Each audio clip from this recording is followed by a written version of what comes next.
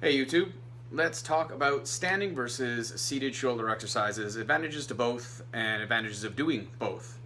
So like seated versus standing overhead or shoulder exercises are pretty darn similar at the end of the day, whether you're standing up and doing lateral raises or you're sitting down and doing lateral raises. The movement's pretty much the bloody same, but what's the difference? Is there a difference? And there is. Um, a good combination of both would be ideal for developing your shoulders, for getting shoulder strength. Remember that a lot of the stuff I talk about is strength versus aesthetics. But when you're standing, if your form is slightly off, or your range of motion is slightly off, or you're a bouncer, not bouncer as in you work at a bar and toss people out. Used to do that for a living. That was entertaining. But you know those guys that they're doing the shoulder exercise and they bounce up every single rep and they use momentum to get the weight moving.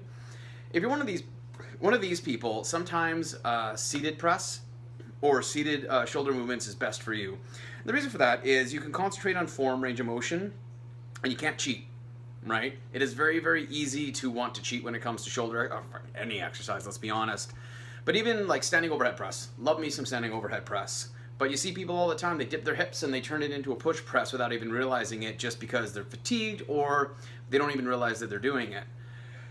Now, the advantage of a standing shoulder exercise is it engages more of your lower trunk when you're doing the exercise. So you're actually going to be getting some abdominal and lower back engagement, so posterior and anterior chain, even though you're not specifically doing it or purposely doing it. You know, if you go to do a heavy overhead press and you're flexing your abs and you're flexing your glutes and your lower back and your lats like you should do, you shouldn't be moving, you shouldn't be bouncing, all right? But as you're pressing up, you're still getting that tension there, and there is going to be some work of your posterior and anterior chain just simply because you're holding yourself upright.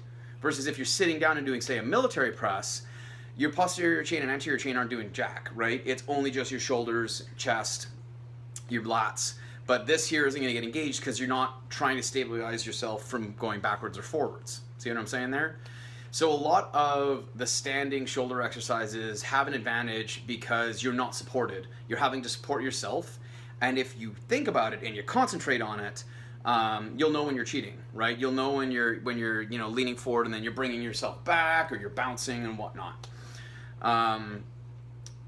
Yes, there's an advantage to doing that sometimes at the end of an exercise just to get those last few reps in, cheater reps, but not the entire bloody time, which is what I see the vast majority of people doing. So if you worry that you might be that guy, doing seated shoulder exercises to start to hammer down form and kind of feel like what it's supposed to feel like is a really good way to approach it, right? If you're doing seated raises or even a seated shoulder press, whether it be dumbbells or barbell, all right, you get used to what the movement's supposed to be like. If all of a sudden you start really craning yourself back like that in the chair, yeah, you know you're doing it wrong, right? Versus when you're doing an overhead press standing, sometimes you let your form go and you don't even realize it. So there's advantage to both. I do standing overhead press. A lot of my shoulder workouts are standing, but there's some that I choose to do seated or supported simply because I know in myself that I'm going to cheat a little bit if I do it the other way, right? So I'll do like heavy standing overhead press. Today, I work my way up to a couple plates and, fatigue myself there. And one of the things that I went and did was Arnold presses afterwards from seated. As well as rear delt raises, right? Now there's a couple ways you can do rear delt raises, but I do it like lying on a bench at an angle, because if not, I get tired or something ends up happening and I start bringing my back up and I don't know I'm doing it as I'm doing rear delt raises. But if I'm on a bench and I start to bring my chest off the bench, I know I'm doing it wrong, right? Because I'm like, oh, your chest isn't touching the bench anymore. You're using bad form. See what I'm saying? So there's advantages to both. You should do both in your routine.